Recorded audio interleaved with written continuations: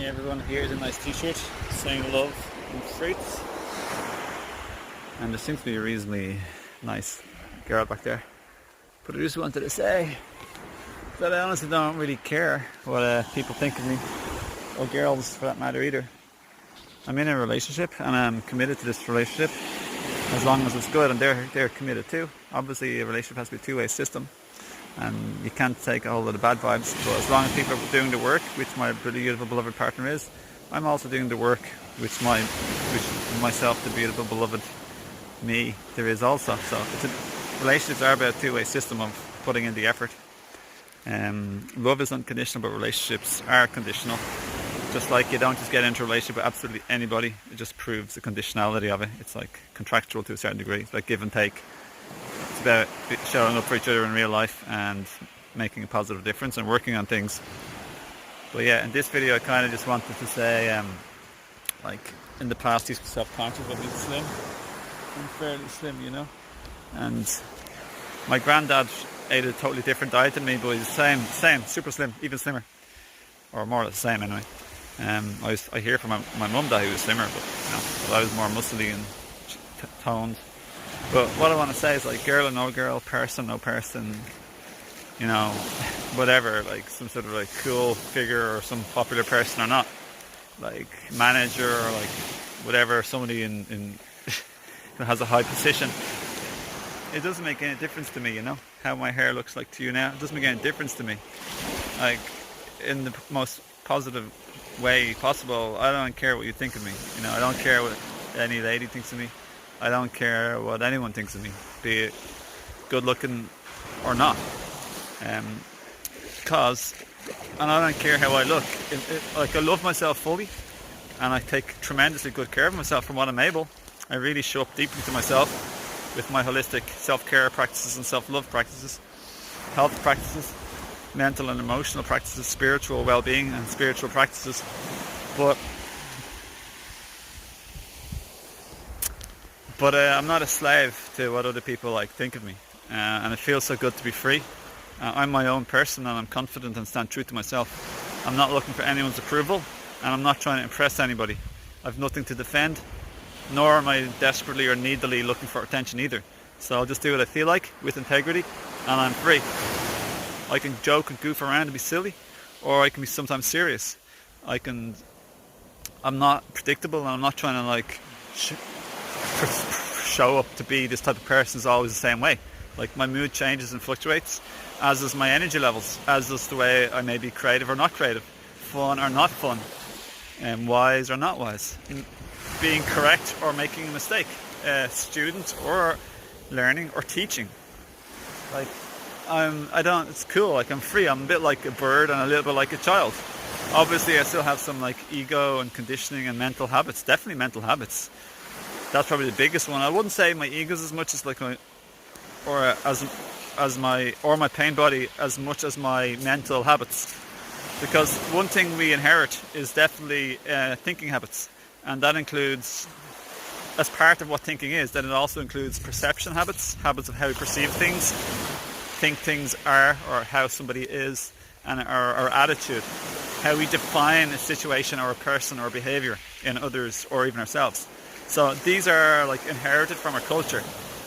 But yeah, getting a little bit back to the thing, because that's like really powerful words spoken right there.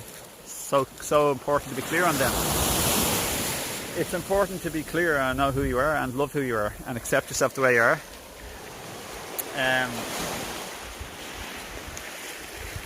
What a beautiful day.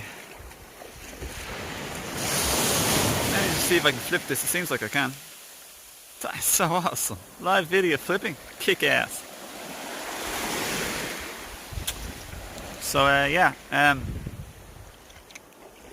it's very freeing not needing to impress somebody, you know, and feeling secure within yourself. Like, even if I was single, I wouldn't want to be like, I don't want somebody, a woman or a man, to be interested in me for my looks, for good or for bad, for positive or negative, for like as if that's the be all and end all. Like, what's by far the most important is someone's beautiful energy, their spirit, their frequency, their vibration, and their overall, what you could call their consciousness, who they are, how they are, what they think, their mental beauty, their physical, their emotional beauty, their vibrational beauty, their essence, their heart, their spirit. All of that is far more valuable, powerful and beautiful. But what I said first, far more powerful, attractive and beautiful than somebody's physical looks, you know? You don't live life with somebody's just physical looks, you live life with their frequency, their behaviour, their heart, their actions, their words, their behaviour, their attitude, their perception, their thoughts, their compassion, their creativity, their habits of well-being. You know? Physical looks is nothing. Sorry, a little bit of an exaggeration there. It's important, but comparatively it's nothing. But it is important, of course. It's definitely important. It's something particularly important in a romantic sexual relationship. It is important. But compared to the other stuff, it pretty much pales in comparison largely, to be honest. But in a relationship, I don't want to, I'm not trying to give the wrong impression.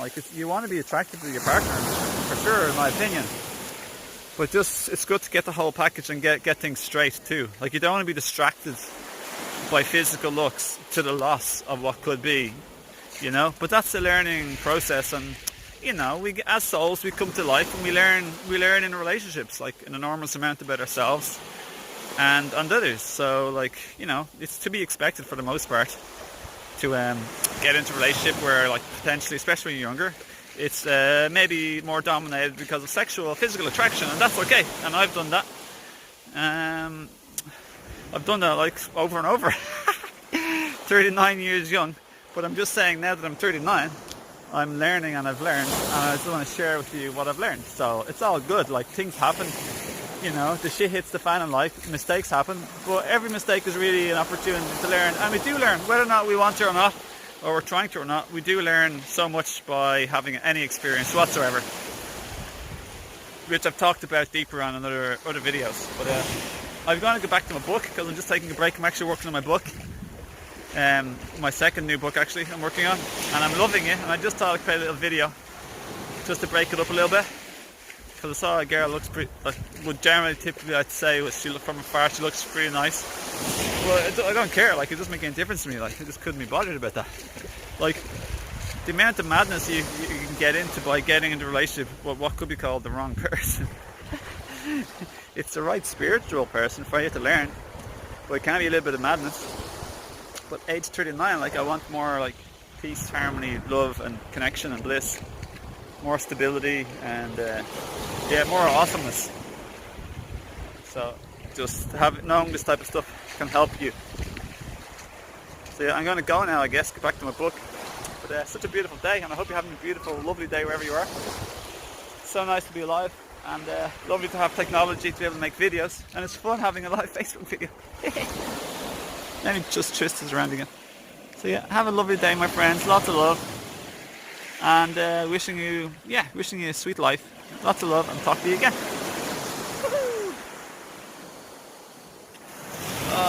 This is the life.